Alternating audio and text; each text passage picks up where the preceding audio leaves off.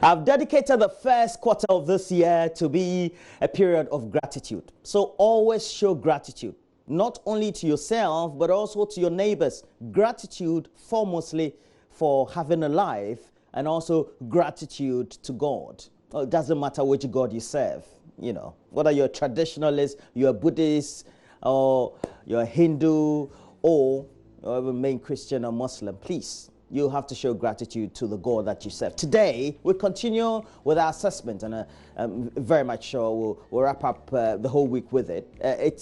We've transitioned into the fourth year of the Nana-Addo-led administration. We marked the third year ultimately on Tuesday.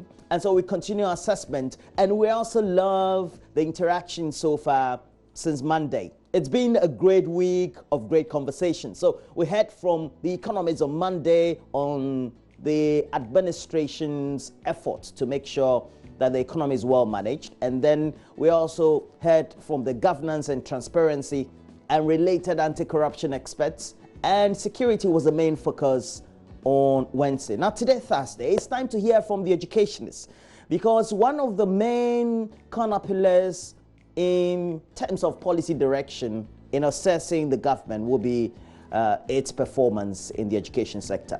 But we also need to ask the critical questions. Overall, we do know there's free SHS, there's related efforts to tweak the curricula at basic level, and also generally improve the state of educational infrastructure, teaching and learning, etc.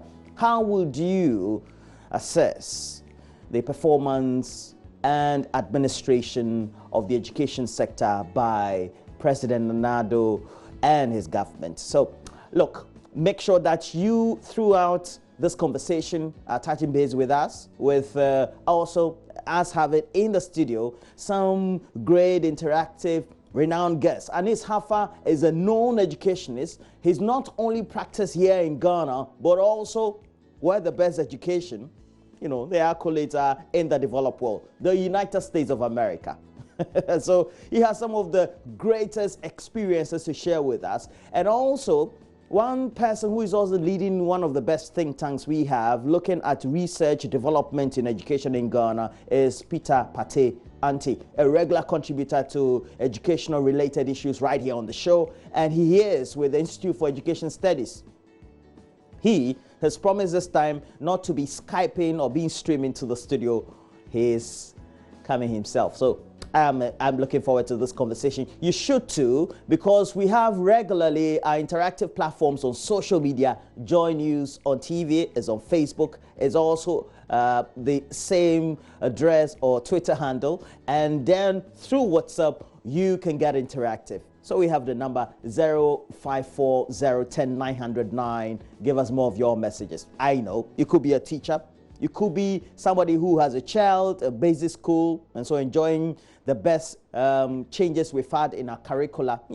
Having your children come to you, interact with you through Google, and say they want to have some creative learning on the internet at basic level because of the changes in the curricula, and free SHS, and for nursing training, teacher training, and what our expectations are for tertiary education. As you get interactive, we'll also move on other related conversations. The weather has been bad, I have to say, because you talk to friends and all their noses are blocked, they feel this cold, etc. And it's all because of the Harmattan. So we're treating health, as we always do every Thursday. It's a healthy Thursday, and so we'll take a look at common Harmattan illnesses or the changing weather patterns and its resultant health implications. So we have a senior nursing officer from Ghana's foremost referral hospital, the Kolebu Teaching Hospital.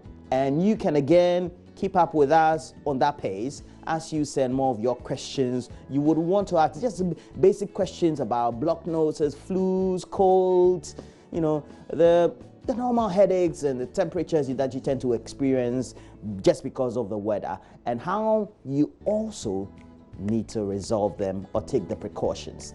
It's all educative, and that's what we do. So we'll bring you the latest news headlines, interspersed with some great sports stories, and then wrap up with some great entertainment on AM Showbiz. Always brought to you by Wick Purified Water. Promises to be exciting. I'm looking forward to it. You should too. Now we bring you the latest news headlines. Thank you for joining us for the AM Show.